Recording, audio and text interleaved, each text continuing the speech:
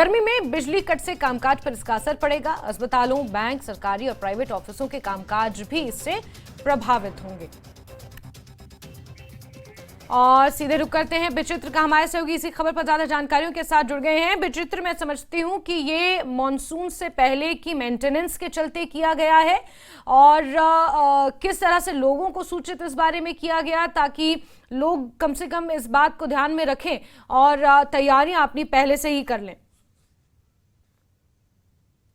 निश्चित तौर पर जाशुन, आपने बिल्कुल सही कहा है। ये मानसून से पहले की तैयारियां हैं डिपार्टमेंट की ओर से, लेकिन कहीं ना कहीं क्योंकि हिमाचल प्रदेश का सबसे बड़ा जनपद है कांगड़ा, 17 लाख से भी ज्यादा की आबादी जो है इस कांगड़ा जनपद की है और उसका जो जिला मुख्यालय है वो है धर्मशाला। तो निश्चित तौर पर यहाँ की ओपीडी यानी यूं कहें यानी यहाँ की आवाजाही जो होती है लोगों की बहुत ज्यादा होती है, चाहे वो डीसी कार्यालय हो, चाहे वो एसपी कार्यालय हो या फिर हॉस्पिटल्स हो, हर जगह जो है वो सैकड़ों की संख्या में लोग जो है आए दिन यहाँ पर जो है आवाजाही करते हैं। तो उसका सीधा सीधा असर हम लोग जो है उन लोगों की इस आवाजाही पर देख पा रहे हैं, दैनिक चर्या पर देख पा रहे हैं। और क्योंकि वर्किंग डे रहता है, सोमवार का दिन रहता है, तो ऐसे में जो है वो वर्किंग डे में बहुत सारे लोग जो है वो धर्मशाला में पहुंचते हैं। तो आज जिस तरह से जो है वो अफरा तफरी का माहौल हमें यहाँ देखने को मिलेगा, प्रचंड गर्मी यहाँ पर पड़ रही है, 25 से 30 डिग्री सेल्सियस तक तापमान पहुंच रहा है। और ऐसे में अगर कोई तीमारदार या मरीज जो है हॉस्पिटल्स में पहुंचता है, चाहे वो आयुर्वेदिक हॉस्पिटल है, चाहे वो कांगड़ा का सबसे बड़ा जनरल हॉस्पिटल धर्मशाला है, तो यहाँ पर अगर बिजली नहीं रहेगी तो निश्चित तौर पर किस तरह के हालात होंगे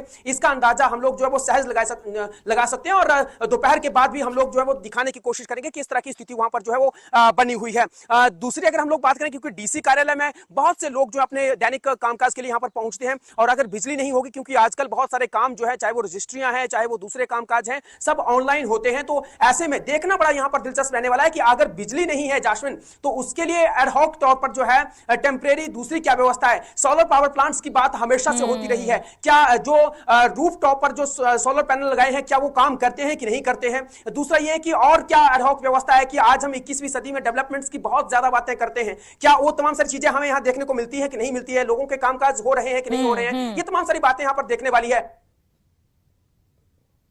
सबसे पुराना नगर निगम और नया अब नगर निगम जो है वो धर्मशाला का है, तो यहां पर भी स्मार्ट सिटी के काम चल रहे हैं। तो कहीं ना कहीं क्या अगर एक डिपार्टमेंट जो अपना कामकाज करता है तो उसका जो खामियाजा सारी जनता भुगते, ये देखना बड़ा दिलचस्प रहने वाला है। इसलिए हम लोग जो है वो रियलिटी चेक आज करने वाले हैं कि कितना असर जो है यहाँ पर पड़ता है। और रही बात पूरे धर्मशाला शहर की, तो सुबह 10 बजे से लेकर शाम के 5 बजे तक ये कट रहने वाला है। तो निश्चित तौर पर प्रचंड गर्मी से तो लोगों को सामना करना ही पड़ेगा, लेकिन कामकाज कितना प्रभावित होता है ये देखना बड़ा यहाँ पर जो है वो दिलचस्प रहने वाला है। जाशविन, बिल्कुल बिल्कुल विचित्र, ये देखने वाला मौका रहेगा कि कामकाज यहाँ पर अगर प्रभावित होता है तो फिर कैसे उस तरह से उसको मैनेज किया जाता है, या फिर कैसे लोग जो यहाँ पर पहुंच रहे हैं कामकाज के लिए उन्हें यहाँ पर मैनेज किया जाता है, क्योंकि ये मेंटेनेंस का कार्य भी जरूरी है, क्योंकि आगे फिर बरसात पड़ेगी और फिर इस तरह के मेंटेनेंस के कार्य होने मुश्किल होते हैं। विचित्र, नजर बना के रखें। बहुत शुक्रिया जुड़ने के लिए हमारे साथ जानकारियों के लिए।